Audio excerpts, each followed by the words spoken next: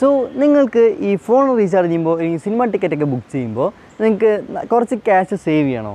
So എന്നാൽ ഈ ഒരു വീഡിയോ ഫുള്ള് കണ്ടോ, ഞാൻ ഒരു അടിപൊളി ട്രിക്ക് പറഞ്ഞുതരാം. സോ നമ്മൾ ഗൂഗിൾ ഓപ്പൺ ചെയ്തിട്ട് ട്വിഡ് എന്ന് സെർച്ച് ചെയ്യുക. എന്നിട്ട് നമ്മൾ ഫസ്റ്റ് വരുന്ന വെബ്സൈറ്റ് ഒന്ന് ഓപ്പൺ ചെയ്യുക. എന്നിട്ട് ഇവിടെ ചെക്ക് യുവർ വേർഡ്സിലൊന്ന് ക്ലിക്ക് ചെയ്യുക.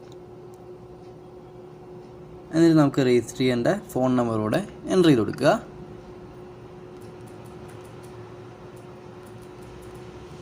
സെൻഡ് OTP കൊടുക്കുക.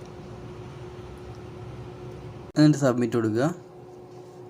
അപ്പോൾ നമുക്കിവിടെ നമ്മുടെ അക്കൗണ്ട് ഇവിടെ ലോഗിൻ ആയിട്ടുണ്ട്. ഇനി കുറച്ചും കൂടി ചിലപ്പോൾ ഡീറ്റെയിൽസ് ചോദിക്കും. ഞാനിപ്പോൾ ലോഗിനാണ് ചെയ്ത്.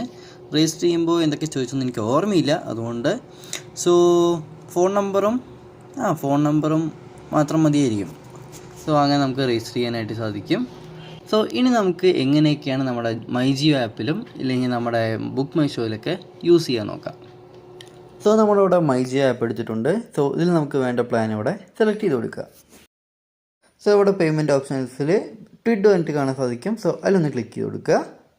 എന്നിട്ട് ഇവിടെ പേ വിത്ത് റിവാർഡ് കൊടുക്കുക, പ്രൊസീഡ് കൊടുക്കുക. സോ നിങ്ങൾ ആദ്യമായിട്ട് ചെയ്യുകയാണെങ്കിൽ നിങ്ങൾക്ക് ഇവിടെ ആ ട്വിഡിൽ രജിസ്റ്റർ ചെയ്ത ഫോൺ നമ്പർ ഇവിടെ എൻ്റർ ചെയ്ത് കൊടുത്തിട്ട് വെരിഫിക്കേഷൻ ചെയ്യേണ്ടി വരും. സോ ഇവിടെ ഞാൻ ചെയ്തിട്ടുള്ളത് കൊണ്ട് എൻ്റെ അടുത്ത് OTP ചോദിക്കുന്നില്ല. സോ ഇവിടെ നമുക്ക് വ്യൂ ഓൾ റിവാർഡ് കൊടുത്തിട്ട് സില്യൺ കൊടുക്കുക.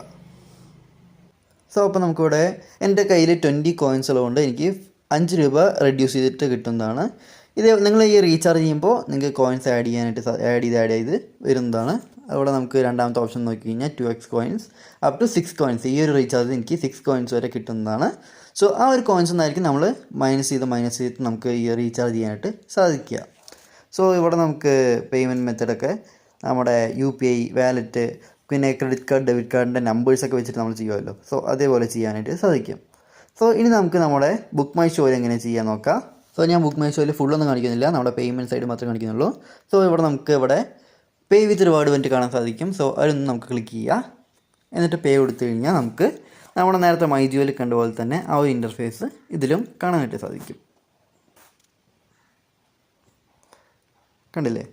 സോ ഇവിടെ നമുക്ക് നമ്മുടെ ആ ഒരു കോയിൻസ് വെച്ച് നമുക്ക് പേ ചെയ്യാനായിട്ട് സാധിക്കുകയും ചെയ്യും. സോ ഇങ്ങനെയൊക്കെ നമുക്ക് ഈ ഒരു ക്യാഷ് സേവ് ചെയ്യാനായിട്ട് സാധിക്കും.